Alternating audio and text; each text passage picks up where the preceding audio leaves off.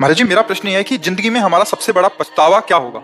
यदि भगवान का स्मरण नहीं किया, भगवान में निरंतर चित्तवृत्ति नहीं जोड़ा, भगवान की भक्ति हृदय में नहीं आई, तो सबसे बड़ा पछतावा यही है। सबसे बड़ा पछतावा ये कि पूरे जीवन की श्वासें भोगों में चली गईं और भगवान का नाम जप नहीं हुआ, भगवान का स्मरण नहीं हुआ। यदि भगवान का स्मरण हो रहा है तो फिर पछतावा नहीं।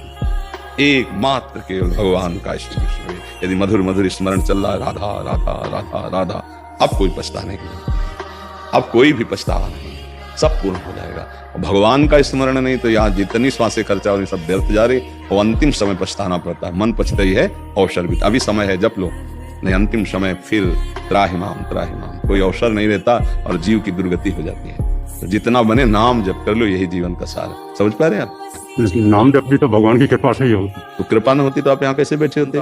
तो कृपा हुई तब आप यहाँ आए, कृपा हुई तब आप प्रश्न कर रहे हैं, तो खूब नाम जप करो। कृपा की कमी नहीं, हमारी तरफ से कमी ना हो तो हमारे ऊपर भगवान की कृपा बहुत है, हमारे ऊपर बहुत, हम सब के ऊपर बहुत कृपा है। भगवान हमारी आंखें ठीक किए, कान ठीक किए, जबान ठीक किए हुए हैं, बढ़िया सब सुविधा दिए, खान पान, रोग है तो उसकी औषधि सब। अब हम क्यों ना जीव अभ्यास से नाम जप करें? अब उसके लिए हम सोचे कि कृपा होगी तो जब हो जाएगा, ऐसा नहीं कहते।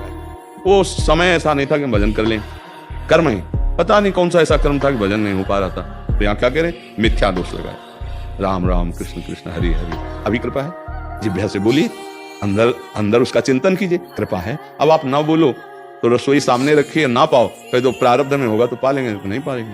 या भगवान की कृपा होगी तो नहीं पाओ, सामने रखिए, राधा राधा राधा राधा राधा राधा। अब इसके लिए हमारे ऊपर और कौन सी कृपा चाहिए? बहुत तो कृपा है, आमने सामने बैठकर बात हो रही, कृपा नहीं।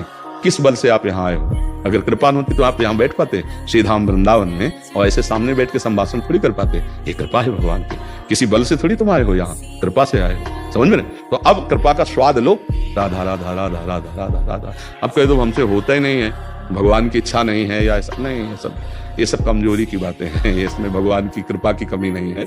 अभी से शुरू करो, राधा राधा राधा राधा, खुद अनुभव होने लगेगा, बहुत कृपा है आपके ऊपर।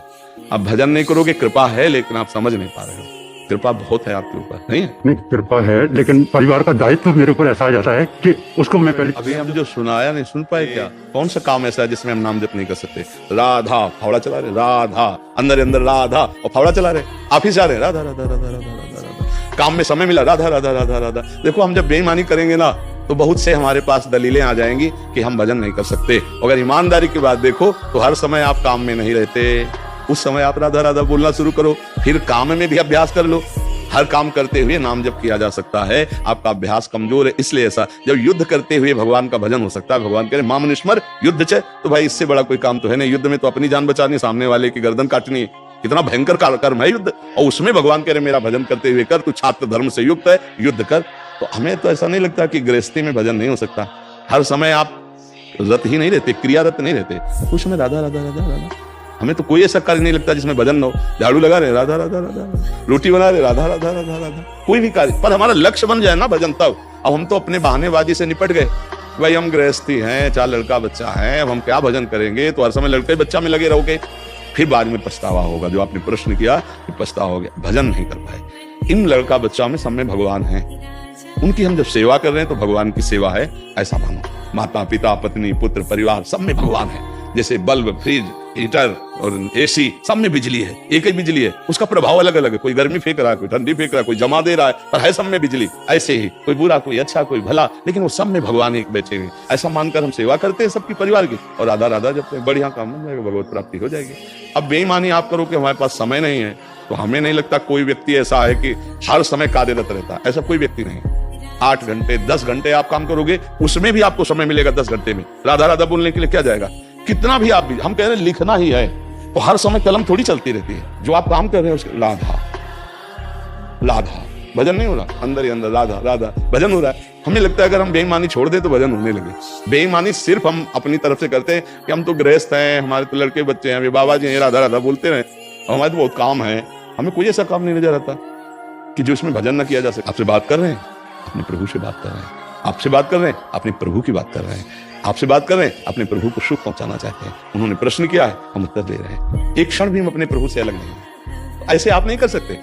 परिवार में रहकर आप भी तो देखो, हमारी बात मान लोगे तो कभी दुख नहीं होगा। तो हमें नहीं लगता कि गृहस्थी में भजन नहीं हो सकता या गृहस्थी में वो महात्मा नहीं बन सकता।